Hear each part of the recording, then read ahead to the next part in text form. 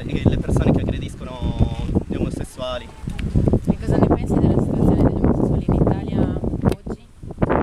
Penso che ultimamente la paura riguardo la migrazione si stia affrontando maggiormente, visto che molte persone si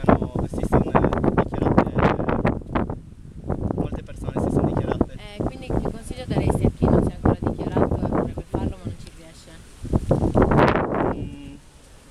Di sentirsi, si devono sentire pronti per poter